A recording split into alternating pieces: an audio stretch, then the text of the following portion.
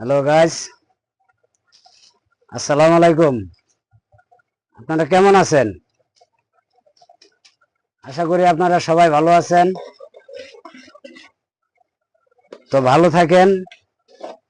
এই দেখেন, রাত্রে বাজে 11:30।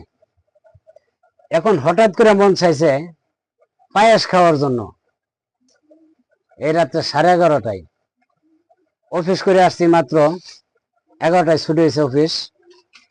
11টায় অফিসতে আসছি, আইসা এই যে পায়েস রান্না করতেছি। তো পায়েসে মনে করেন যে এই চিনি দিচ্ছি, এই কিশমিশ দিলাম,